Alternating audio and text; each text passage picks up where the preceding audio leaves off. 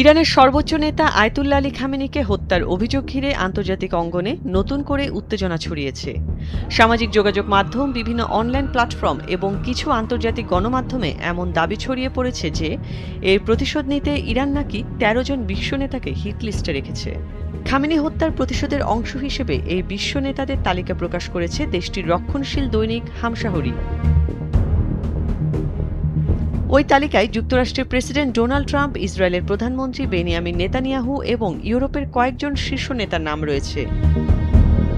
মধ্যপ্রাচ্য যুদ্ধের প্রথম দিন যুক্তরাষ্ট্র ইসরায়েলের যৌথ হামলায় আয়াতুল্লাহ আলী খামেনি নিহত হন। এরপর তার ছেলে ও উত্তরসূরি মোস্তফা খামেনি প্রতিশোধ নেয়ার অঙ্গীকার করেন। এমন সময় হামশাহরি নামের গণমাধ্যমটি লক্ষ্যবস্তুদের তালিকা প্রকাশ করেছে। এক বিবৃতিতে মোস্তফা খামেনি বলেন, প্রতিশোধ তাদের জাতির ইচ্ছা এবং এটি অবশ্যই বাস্তবায়ন করা হবে। তালিকায় নাম থাকা অপরাধীরা বিছানায় শান্তিতে মৃত্যুবরণ করার ইচ্ছা মনে নিয়েই কবরে যাবে। তবে মোস্তফা এতে কারো নাম উল্লেখ করেননি।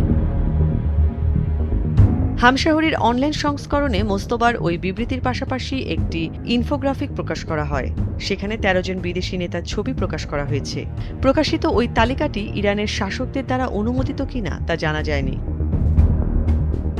যাদের ছবি প্রকাশ করা হয়েছে তাদের মধ্যে রয়েছেন যুক্তরাষ্ট্রের প্রেসিডেন্ট ট্রাম্প, ইসরায়েলের প্রধানমন্ত্রী নেতানিয়াহু, যুক্তরাজ্যের প্রধানমন্ত্রী কিয়ার স্টারমার, মার্কিন পররাষ্ট্রমন্ত্রী মার্কো রুবিও, প্রতিরক্ষামন্ত্রী পিট হেগসেথ, ফ্রান্সের প্রেসিডেন্ট ইমানুয়েল ম্যাক্রো, ইতালির প্রধানমন্ত্রী জর্জিয়া মেলোনি এবং জার্মানির চ্যান্সেলর ফ্রিডরিশ মেরৎস। ইরানের হিটলিস্টে ১৩ বিশ্ব নেতা, এ দাবি এখন পর্যন্ত নির্ভরযোগ্যভাবে প্রমাণিত নয়।